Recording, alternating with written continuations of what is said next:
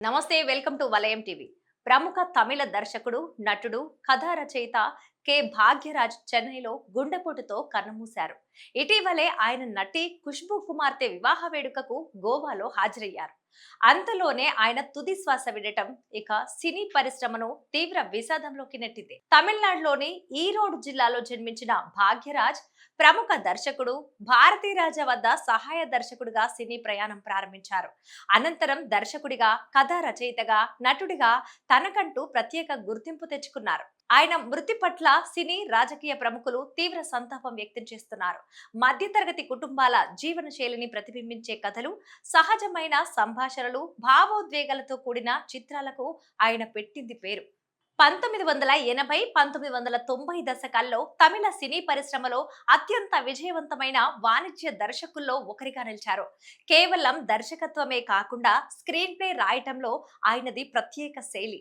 అందుకే ఆయన్ను తమిళ చిత్ర పరిశ్రమ స్క్రీన్ ప్లే మాస్టర్ అని పిలుచుకునేది. ఆయన రాసిన కథలు ఎంతో మంది యువ దర్శకులకు పాఠ్య పుస్తకాలుగా నిలిచాయి. కెరియర్లో 25కు పైగా చిత్రాలకు భాగ్యరాజ్ దర్శకత్వం వహించారు.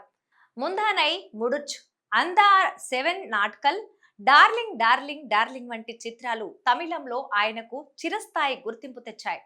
తెలుగు ప్రేక్షకులకు కూడా ఆయన సుపరిచితులే. ఆయన తమిళ చిత్రాలు ఎన్నో తెలుగులోనికి రీమేక్ అయ్యి ఘన విజయం సాధించాయి.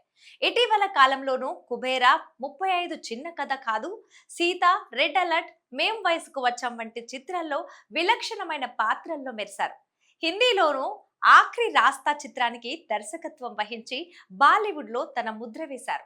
అమితాబ్ బచ్చన్ ద్విపాత్రాభినయం చేయగా శ్రీదేవి, జయప్రద ప్రధాన పాత్రల్లో తెరకెక్కిన ఈ చిత్రం బాక్సాఫీస్ వద్ద భారీ విజయాన్ని అందుకుంది.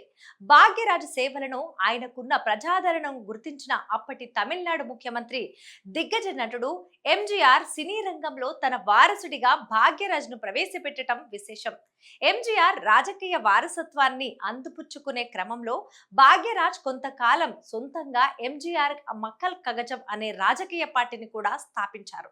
సినిమా రంగంలో బహుముఖ ప్రజ్ఞశాలిగా రాణించిన భాగ్యరాజ్ పత్రికా రంగంలోనూ తన అదృష్టాన్ని పరీక్షించుకున్నారు. ఆయన నడిపిన భాగ్య అనే వారపత్రిక తమిళనాడులో విశేష ఆదరణ పొందింది. కేవలం నటుడిగానే కాకుండా మంచి సంగీత అవగాహన ఉన్న ఆయన కొన్ని చిత్రాలకు సంగీత దర్శకుడిగాను బాధ్యతలు నిర్వహించారు.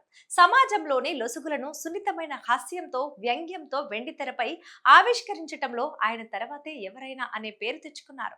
భాగ్యరాజ్ వ్యక్తిగత జీవితానికి వస్తే ఆయన భార్య పూర్ణిమ భాగ్యరాజ్ కూడా ఒకప్పుడు ప్రముఖ హీరోయిన్. వీరి సంతానమైన కుమారుడు సంతను భాగ్యరాజ్, కుమార్తె శరణ్య కూడా సినీ రంగంలోనే స్థిరపడ్డారు. సంతను తమిళంలో హీరోగా రాణిస్తుండగా శరణ్య కొన్ని చిత్రాల్లో కథానాయికగా నటించింది. ఒక అద్భుతమైన సినీ యుగానికి తెరదింపుతూ భాగ్యరాజ్ భౌతికంగా దూరమైనప్పటికీ ఆయన అందించిన క్లాసిక్ చిత్రాలు, స్క్రీన్ ప్లే మ్యాజిక్ సినీ ప్రముఖుల గుండెల్లో ఎప్పటికీ నిలిచి ఉంటాయి. ఇవి ఇవాల్టి అప్డేట్స్. మరిన్ని అప్డేట్స్ కోసం వలయం టీవీని సబ్స్క్రైబ్ చేసుకోండి.